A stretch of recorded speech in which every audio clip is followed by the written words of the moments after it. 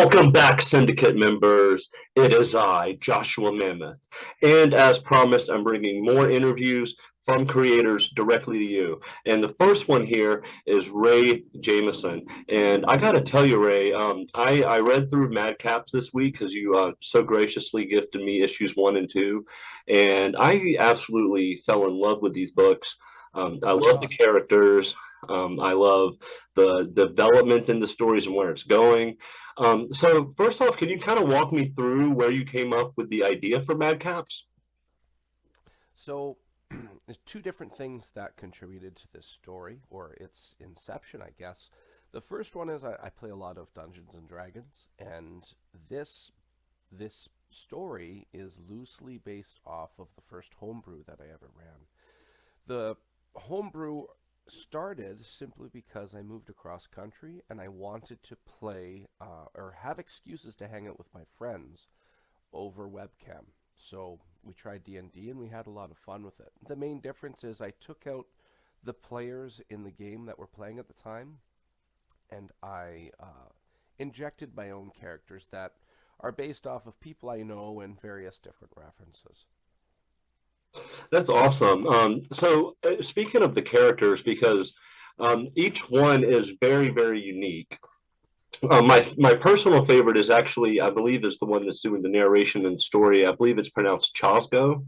Is that correct? Yes, Chazgo. He narrates the first issue, and then it's narrated by Sarlacc in the second.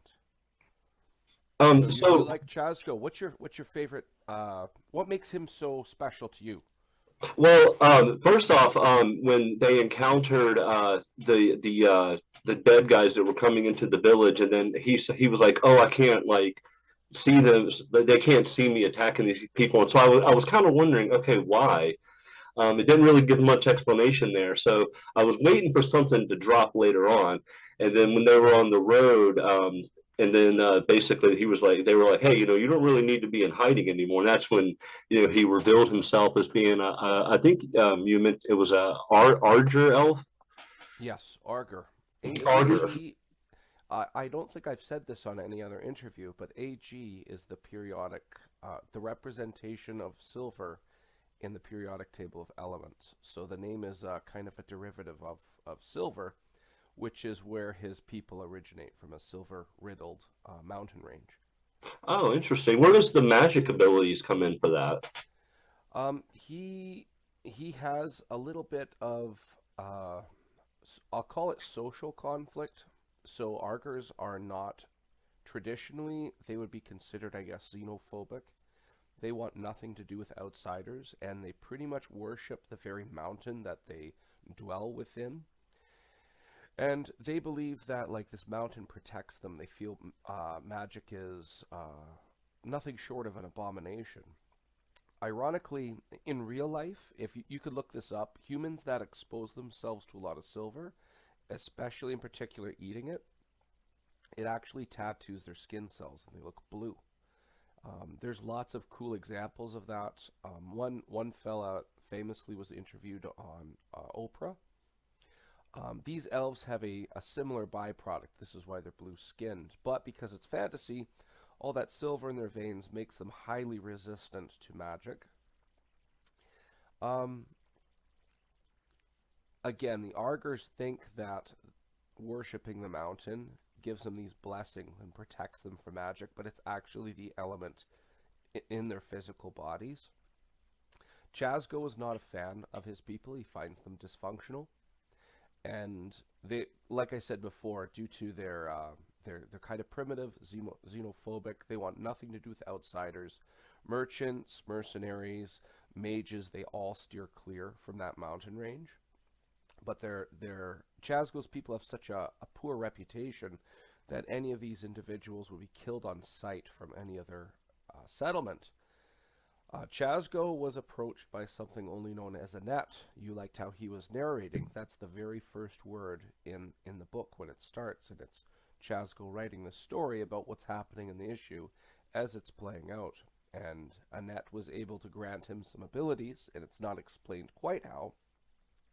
The only thing you know is his source of his abilities is implement. It's actually what he fashioned to a neck piece or a necklace rather. It's a chess piece, which is a rook.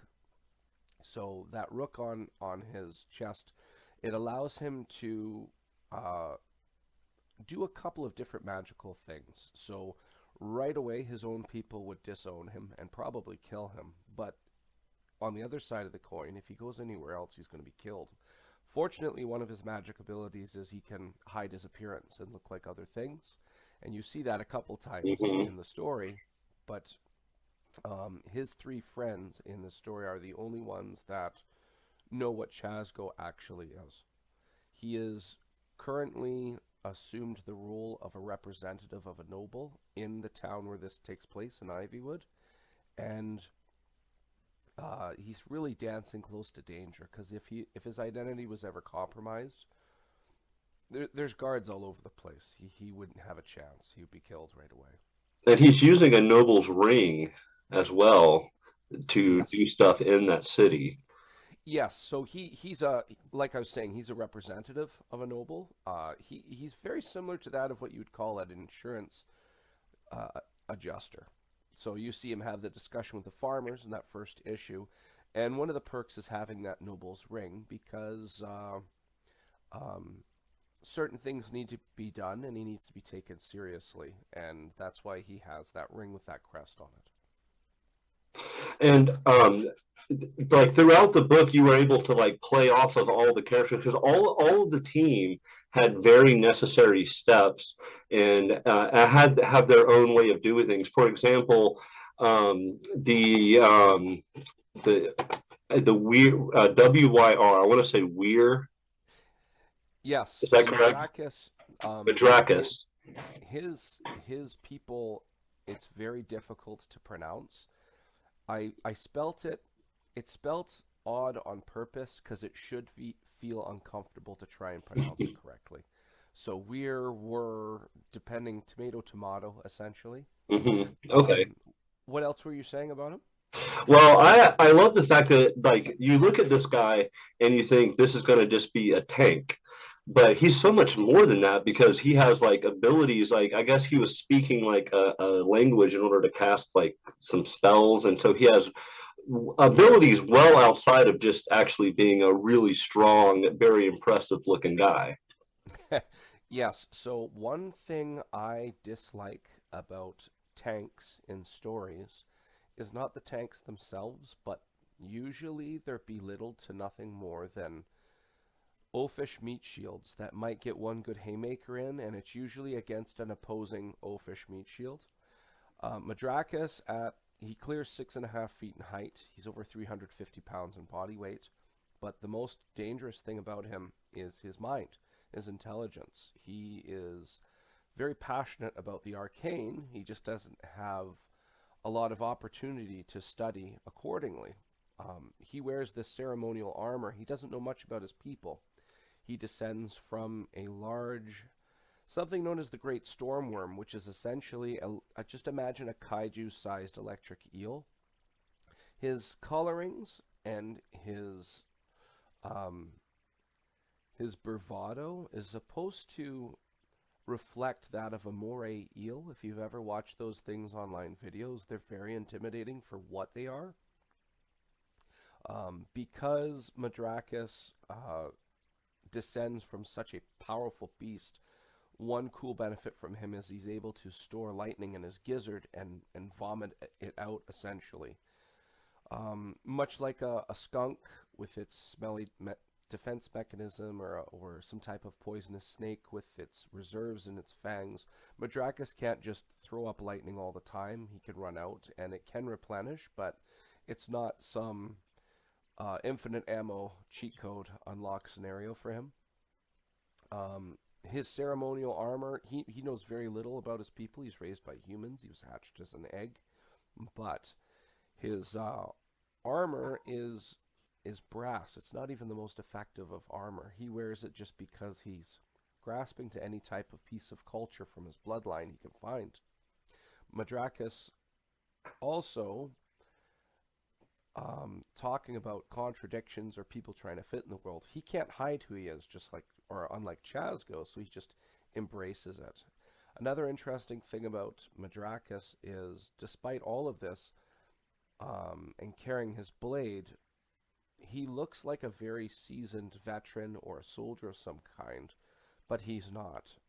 Granted, you don't want to be on the receiving end of him swinging a weapon at you, but with that said, a skilled fighter probably could take him. Well, I even a skilled fighter would probably think twice just by looking at him, and so I'm sure he's able Yes. to actually not engage in combat a lot just because of his appearance. But and I know what you mean about you kind of put a lot into his like brain because he did a lot of well. First off, when Sarlacc got the book, that was the first person he gave it to, and he was like, "Hey, I need to. Can you read this?" And he was able to identify at least certain elements of what was in that book just by looking at it without having to do really a whole lot of research. I think that was the one where his eye split or something. He had two pupils Yeah, or he had something like multiple that. pupils on his eyes. Yeah, Yeah, yeah. he I has thought that was some. awesome. One thing I tried really hard to do was, I'm very excited about these characters, and it is very torturous. I've been releasing one issue a year so far, with this next one coming out in March or April. But one thing I've been trying really hard to do is not spill the beans on stuff. So there's some cool things about these characters, but I don't need the readers to know everything about them. I wanted this to feel like, so this 3 issue miniseries, it all takes place in one night. I wanted somebody to feel like they were a fly on the wall watching a group of friends interact. You're going to tell they can get along. You can see how they play off each other. And there may be the occasional inside joke or two that you might not fully understand, and that's okay. But more importantly, um, just because you get to see somebody for a night, you don't get to know everything about them. You don't, for all you know, somebody could be like related to, you meet somebody at a coffee shop or somewhere.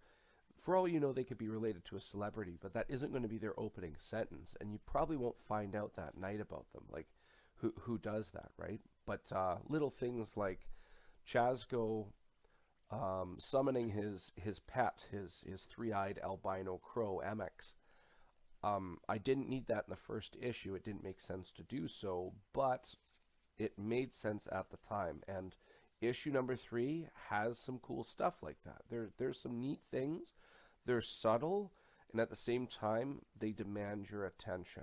And I think they're one of the reasons, based off of the people that have read the script, and based off of what they told me in review, what I've gathered is one of the strengths of this story is its scaling. It doesn't have to be end of the world catastrophe all the time. Somebody brought up Lord of the Rings recently, and I really agreed with this statement. The reason they're all good in their own reasons. You look at the last one, Return of the King. Well, there's a lot of gravity, a lot at stake. Everybody's all over the place. It's all justified, but it's near the end. In Fellowship of the Ring, you have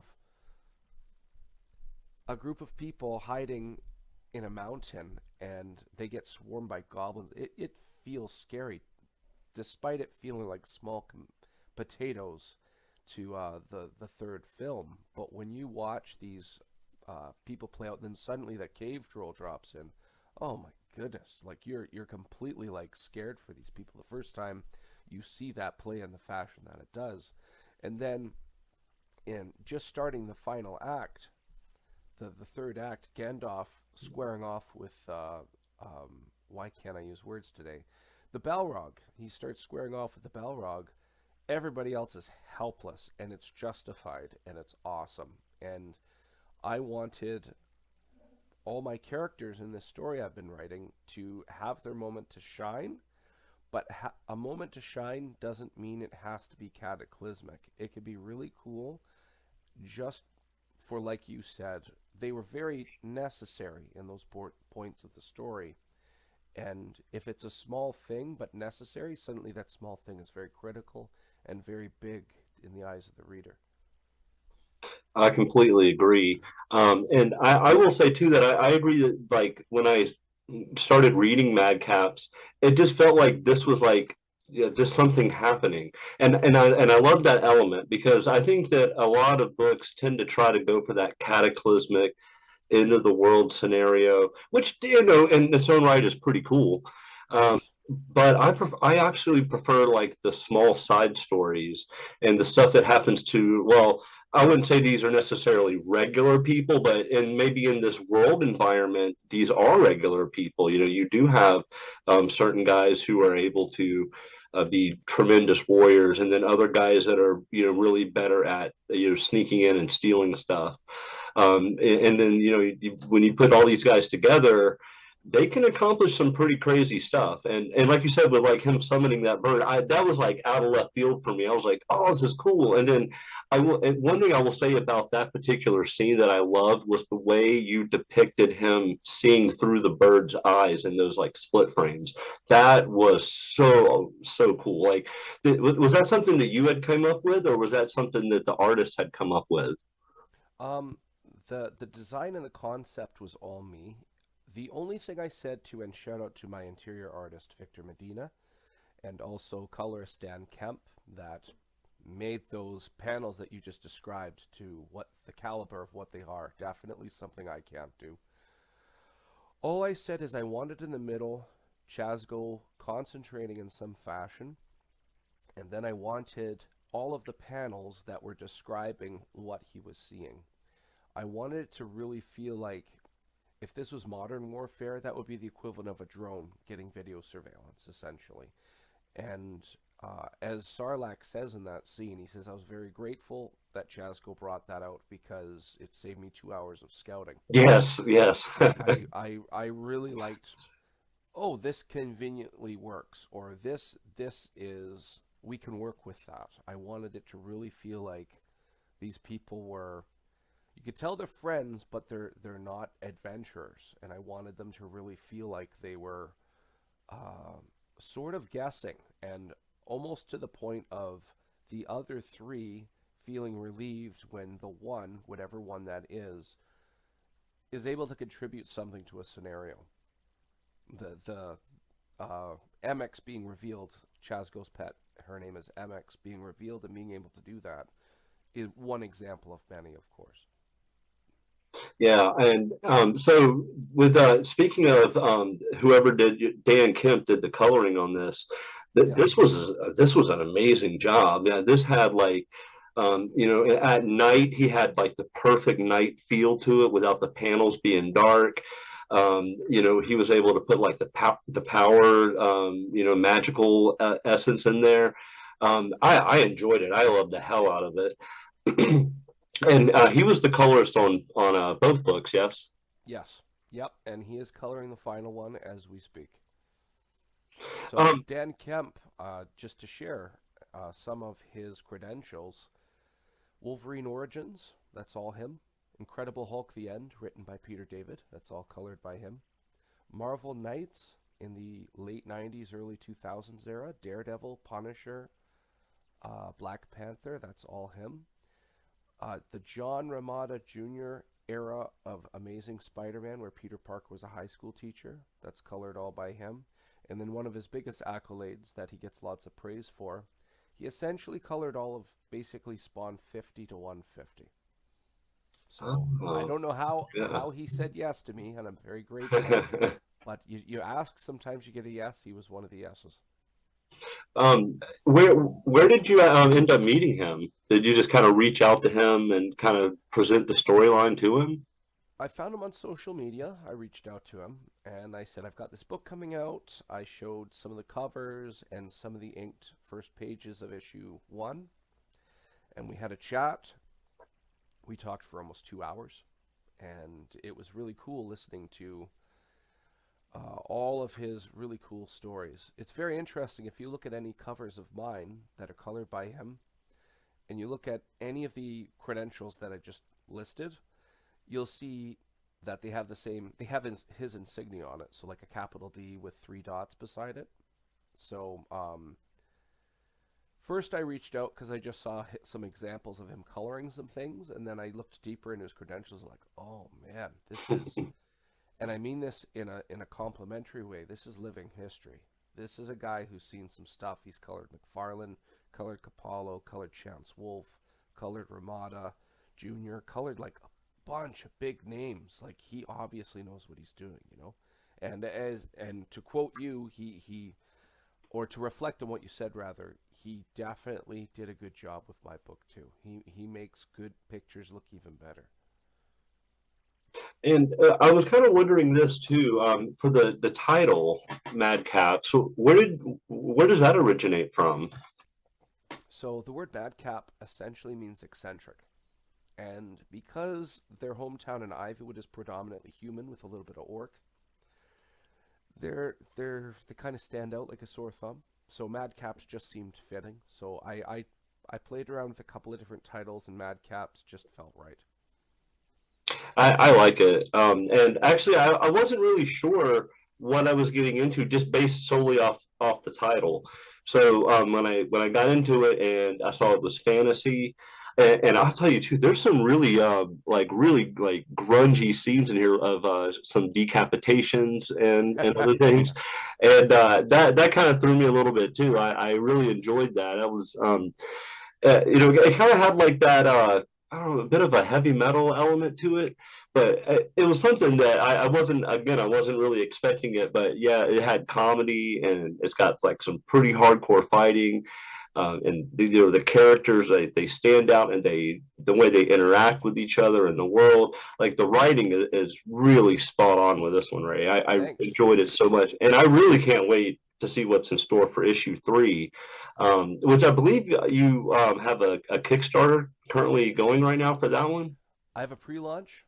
We're going to be launching in either March or April. It's not nailed down quite yet, but all 3 issues will be available.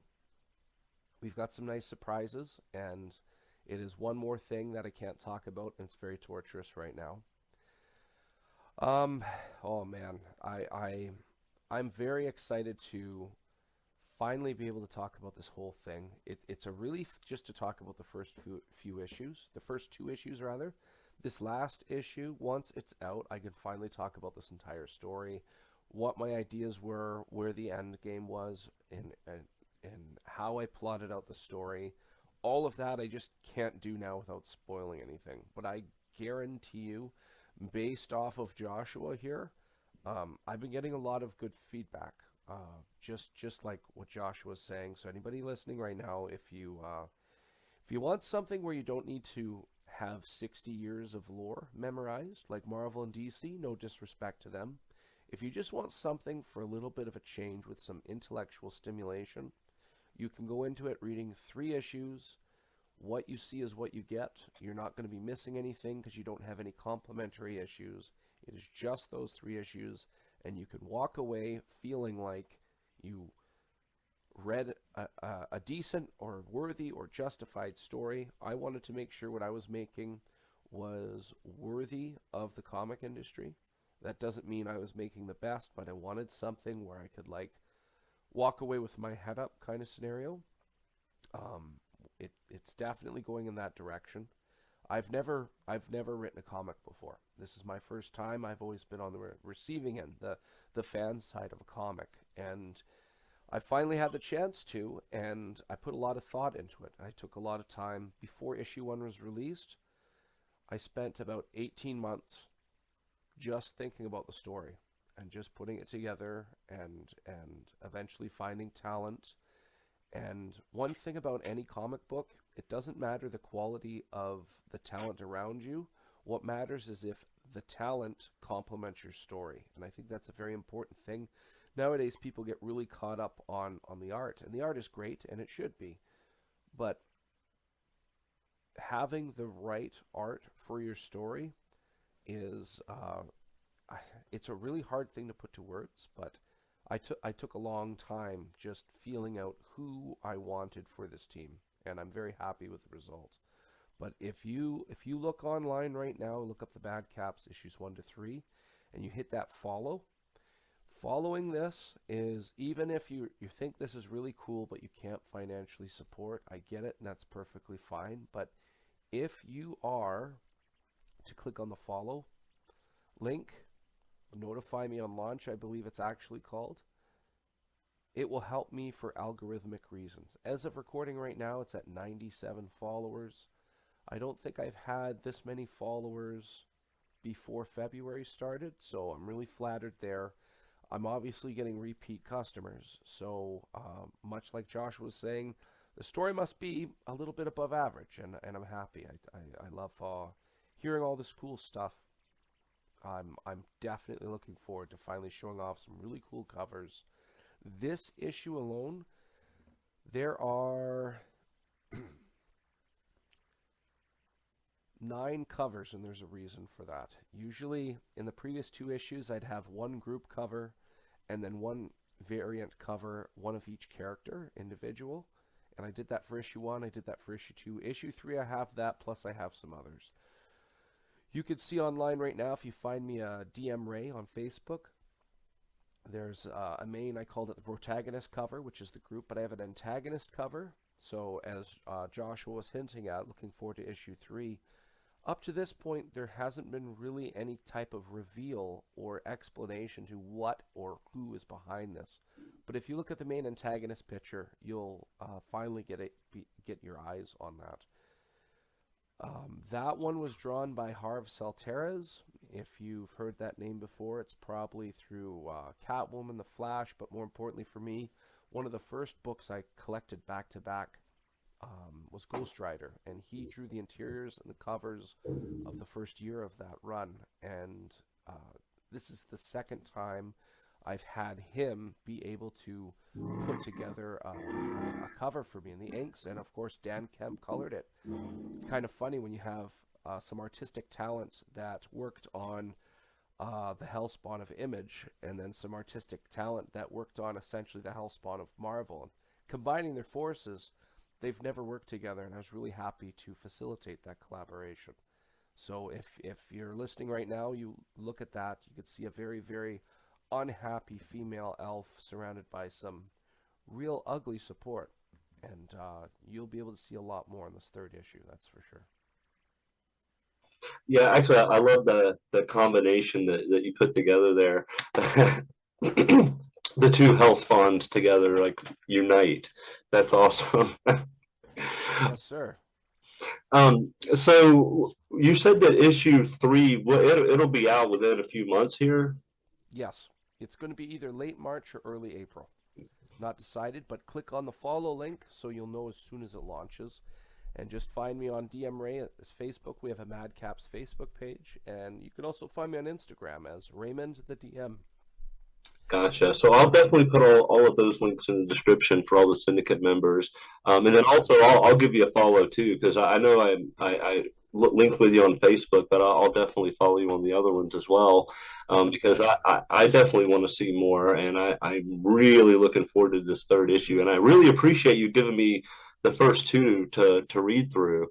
And I'll say for sure the story is way more than above average. I mean, this is something that I ended up reading probably each issue at least 3 times.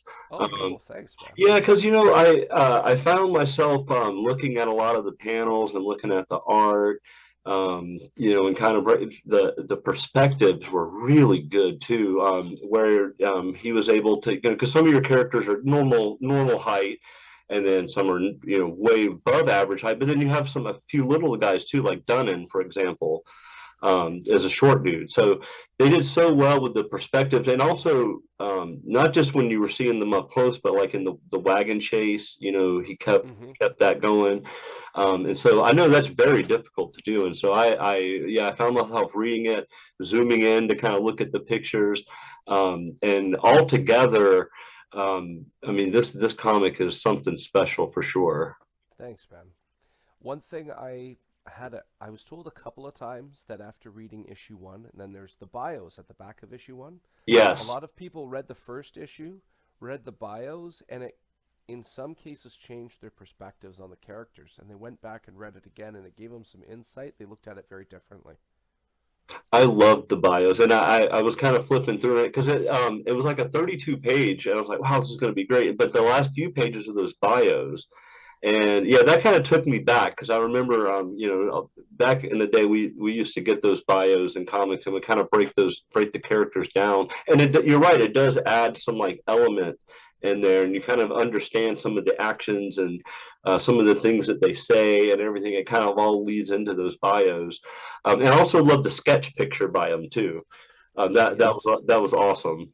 Jay Sloan, he did that concept art.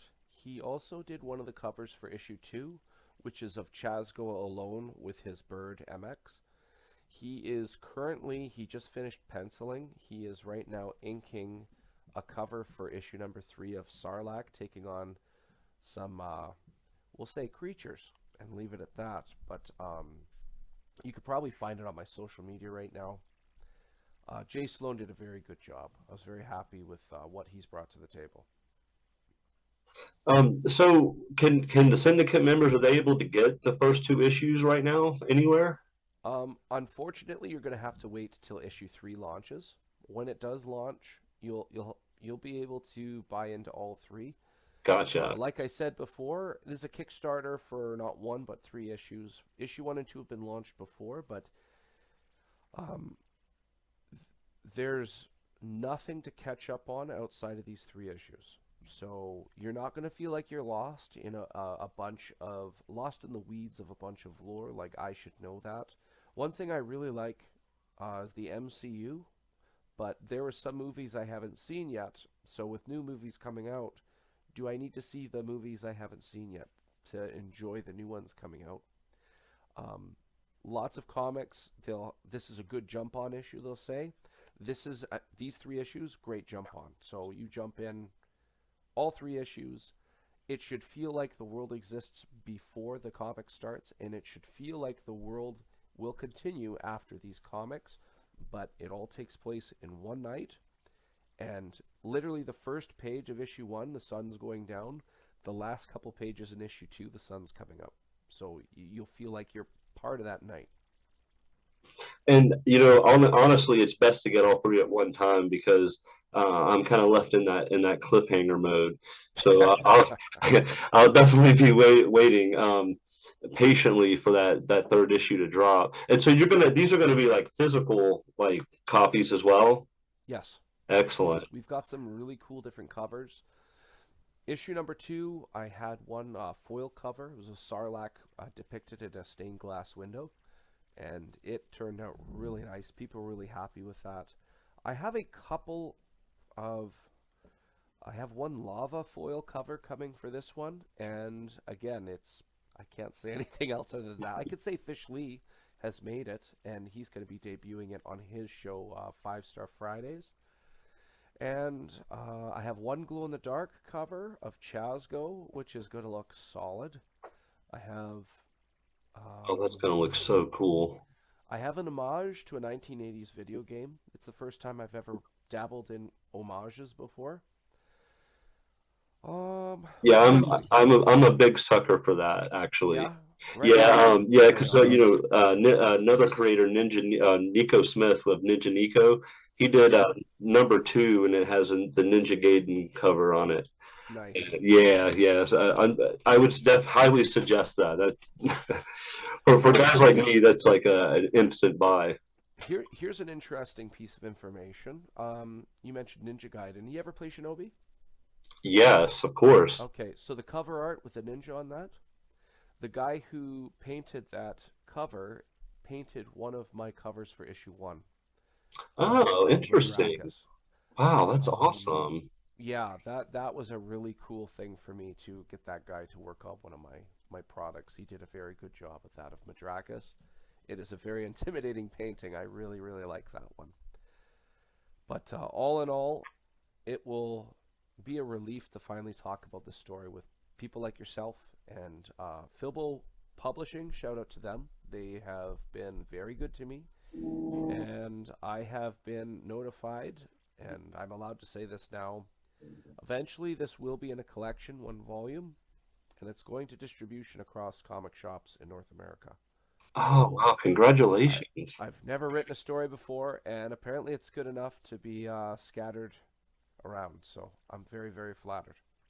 Yeah, definitely. That is amazing. Wow, congratulations. That's so good to hear too, because I love seeing independent work, finally getting out there and getting the recognition it deserves. And I'm a big fan, so I appreciate it definitely.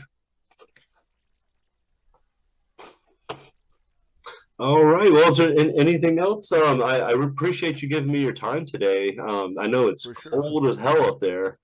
Um, trying to If defrost. I think I'm going to make a video of it later, but you can take boiling water. If you toss the water in the air at this temperature, almost all of it will turn to snow and barely any of it will touch the ground. Oh, that is crazy. Just poof! It's such much of a dramatic temperature change that it just completely sucks the heat right out of it, and it just snow off in the wind. It's really cool. Well, But see, in Florida, it's the opposite. We take cold water and we throw in there, and it turns into steam and just goes off. So, I love it. But all in all, if the number one thing, yes, you can follow me on social media, and that's awesome. You will get notifications. But if you can click on that follow, that will be huge. That will help in a lot of behind the scenes ways in regards to various algorithms.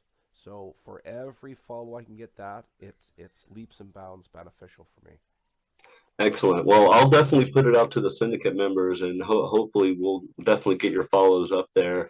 And I'm going to be waiting patiently. I'm going to put into the Kickstarter for you because I want to see what's going on with this issue number three. I'm really interested in this, and I congratulations so much, Ray. That is Thank you. amazing. I'm actually really thrilled to hear that. That is so awesome that you're going to be nationwide. That is great. Thanks, man. Yeah, looking forward to it. It's going to be a good time. Well, definitely hit me up anytime. You're more than welcome to come on the show at any time to talk about any of the projects you have upcoming. I would definitely love to host you. But is there anything else you wanted to put out there? The only other thing I could say is the comic world is a very tight, intimate place, and make sure to get along. Yeah, I agree. I've had very positive experiences. Don't get me wrong. I just like saying that and reminding people, always trying to get along. That doesn't mean be a doormat, but always try to be civil. Always try to get along. I think all human beings need to know that, especially in today's climate right now. I've had excellent experiences with all the creators out there. I think they're a great group of people, and artists are generally speaking are a little easier to get along with. But I agree. We should all be out there trying to make the world a better place, and put these stories out there and give people something to actually absorb and enjoy. And I'm absolutely going to be on the edge of my seat until issue three drops, though. So thank you so much, Ray. I really appreciate it. Right on, man. Well, thanks again for having me. Absolutely. All right, syndicate members, between the known and the unknown lies the mammoth. I'll see you next time.